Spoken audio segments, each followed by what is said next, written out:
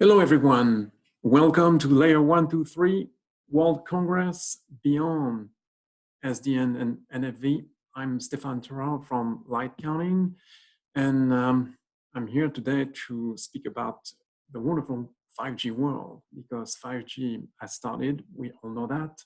However, we have started in a very specific way, and that is going after us, human beings, and trying to enhance mobile broadband.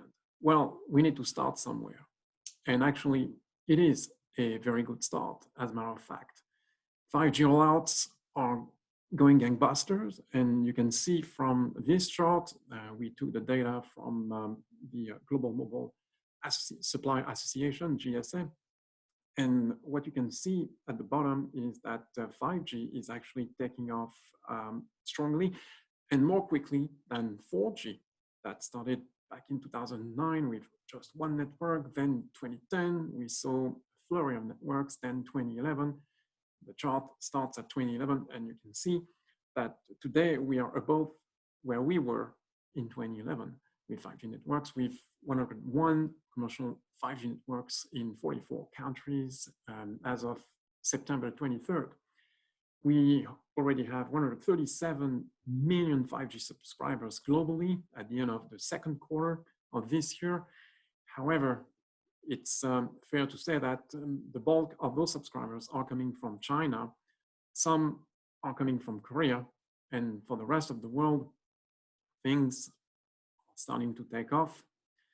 The other aspect of that chart is that we're still pretty much in a 3G world, because if you look at the ITU IMT 2000 set of definitions, plain LTE is still in the 3G domain. And in fact, it's between 3.5 and 3.9 G.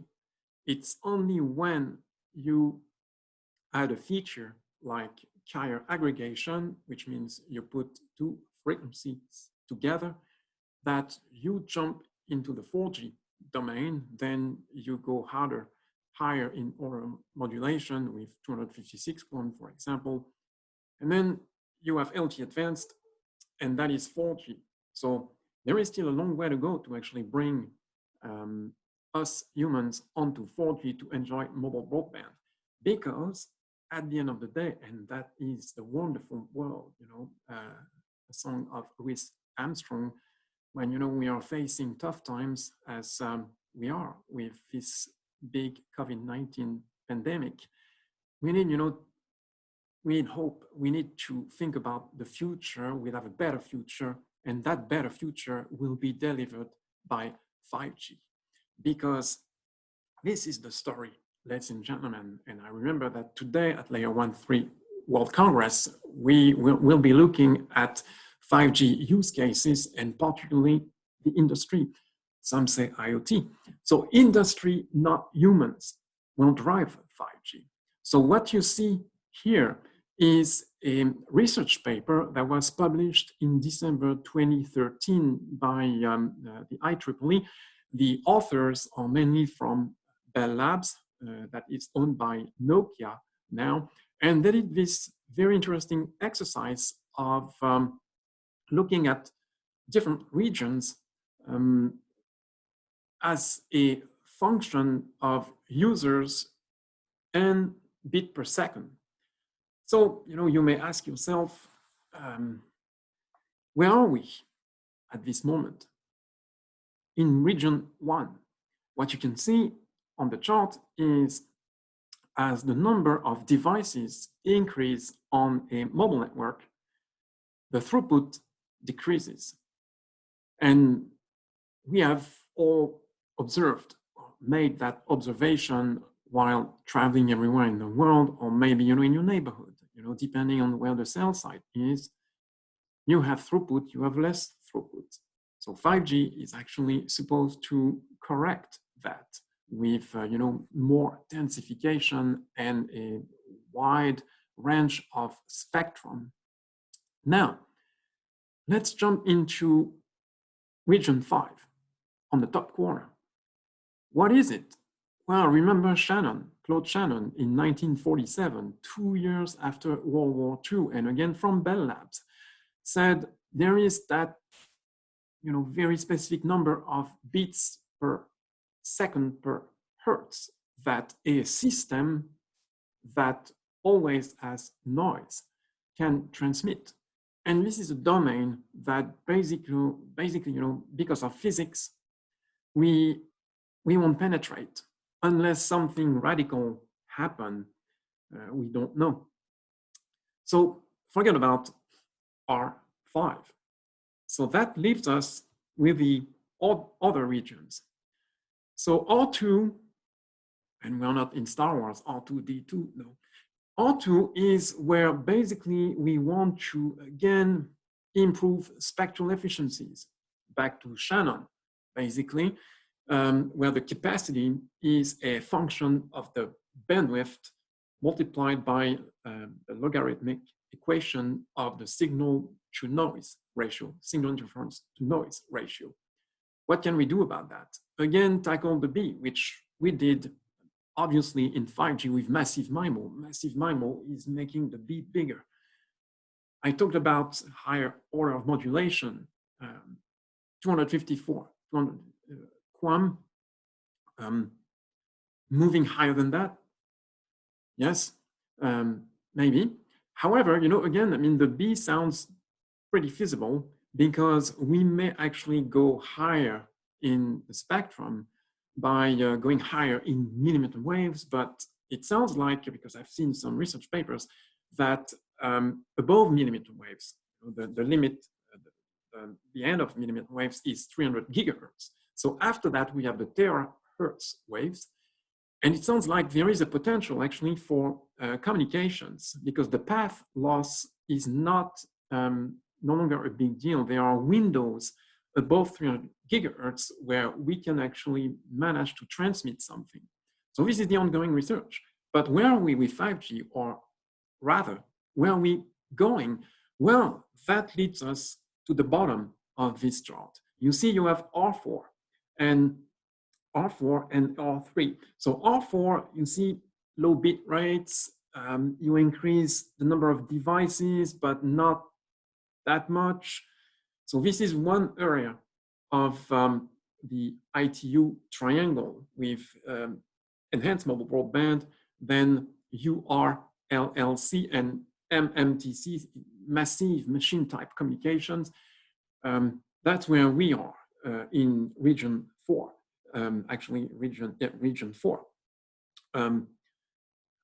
Actually, no, region 3, because we want to have low bit rate and a high number of devices. And the opposite is region 4, where you don't have that many number of devices, but you need high reliability and very low latency.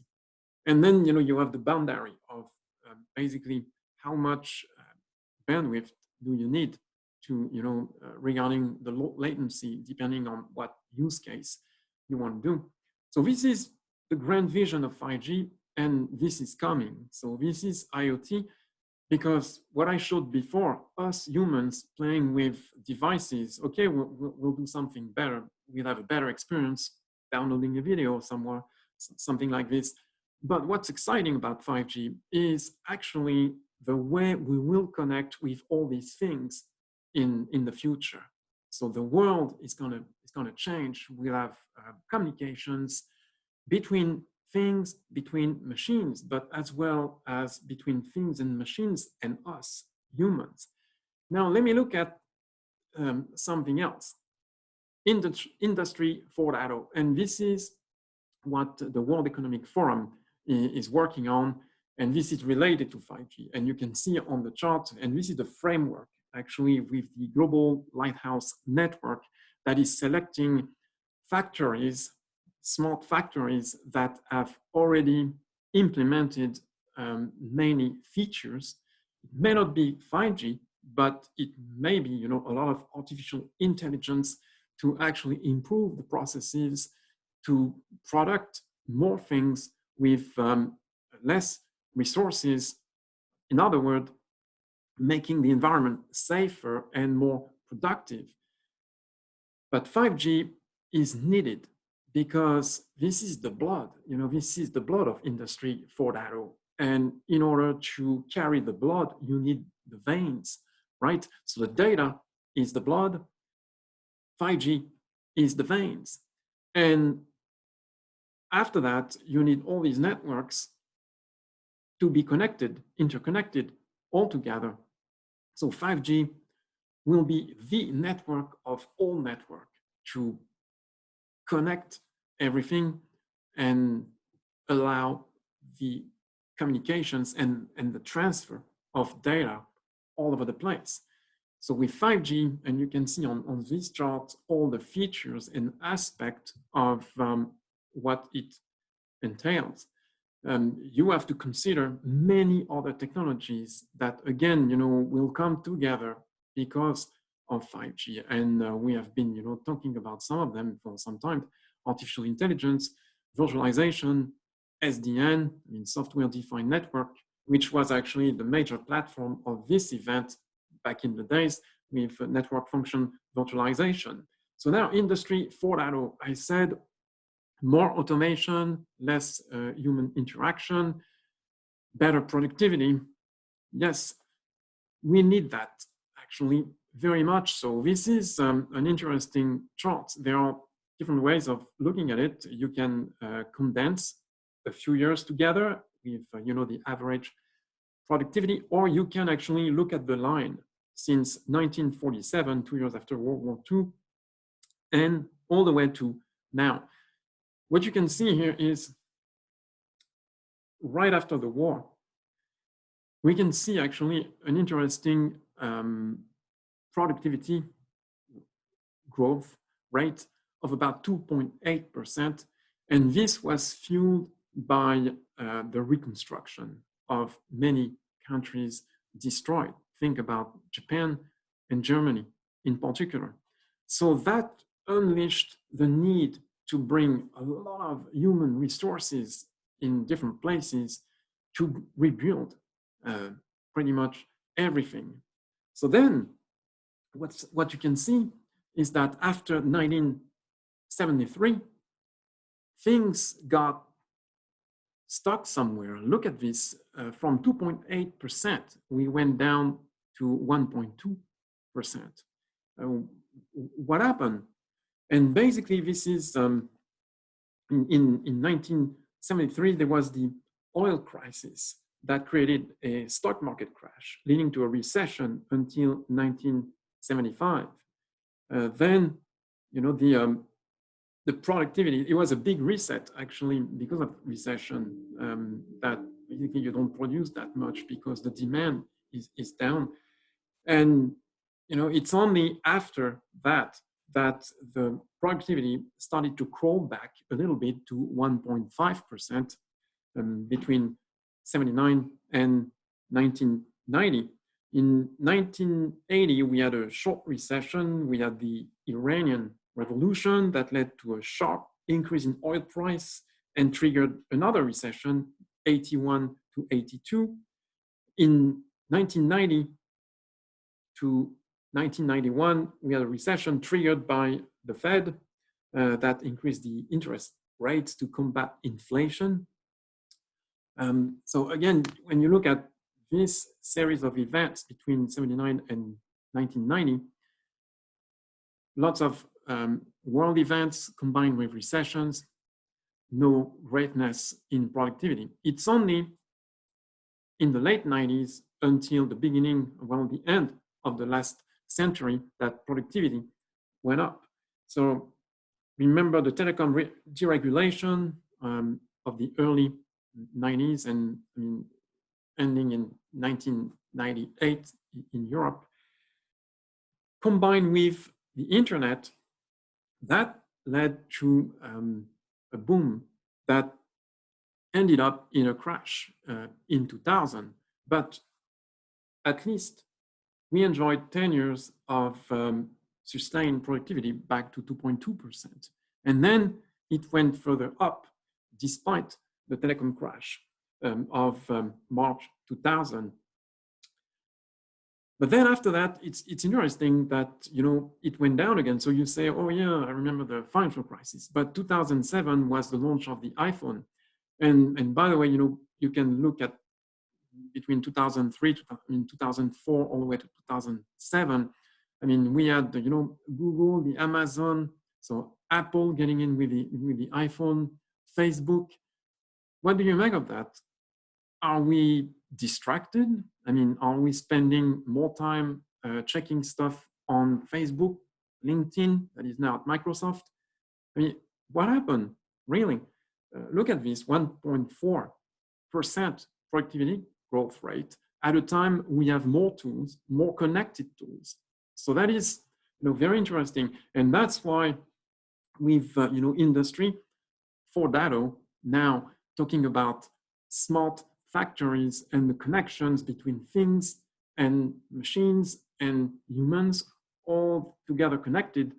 We hope that we are going to increase the productivity. Again, this is just the beginning, actually, of Industry 4.0. And the good news is we have role models in our radio access network ecosystem. First, I'd like to talk about Nokia because I visited this factory last November in Oulu, Finland, and I was amazed. It's like the movies, you know, I saw in the past. Remember Modern Times, actually, with Charlie Chaplin. Well, in this factory, you don't see that many people. You see robots, and the robots in the aisles detect you, and they go around you to do whatever task they need to do. And it was also very interesting to see the completion of one task going to the next phase of the process. You know, that level of automation was just amazing. And this is using not fully 5G yet. It's 4 and 4.9G, very close to 5G. And you know, this factory caught the attention of the World Economic Forum, and that's how, you know, the World Economic Forum selected this factory of Nokia, and now it's part of the advanced fourth industry revolution lighthouse. And you can go check, you know, on the WEF World Economic Forum website to find more about this initiative of monitoring the development of Industry 4.0. Now, we have to acknowledge the fact that Nokia started a little bit earlier when, you know, not everything was ready for 5G. But they showed the world that already with a private LTE network, we could achieve that. So what's next? Well, then came Ericsson. So I haven't had a chance to actually visit that one. Well, COVID-19 lockdown, stay-at-home order, you know, ended up having people staying home. But the good news is Ericsson, because, you know, of this level of automation, and this one is actually a private 5G network, a full-blown 5G network. This factory started, basically kicked off in March this year in the pandemic, when actually we saw, you know, the rise of the pandemic, and produced the first 5G BTS base stations for Verizon. And since has been producing base stations every day. So this is, you know, another example of having us in the telecom industry acting as role models to really build and fuel the momentum for Industry 4.0. And again, this is all about things that, you know, are being connected to deliver machine-to-machine types of communications. It can be low bit rate, but it can also be, you know, high bit rate. It can also be ultra reliable, low latency type of network, which actually you need when you do automation and communication between robots. And I saw that in the first place. So we are in a very good world, and soon to be the 5G world. So the bottom line is, yes, we talked a lot about the 5G vision almost 10 years ago now. And here we are, because actually when LTE started really in 2010, even though we had one network in Sweden in 2009, this is the vision that was articulated. It was all about connecting the machines, enabling communications between the machines to transfer data from one place to another using machine learning, deep learning, artificial intelligence. So now we are getting there with more and more factories showing the world that this is it, and this is our wonderful 5G world.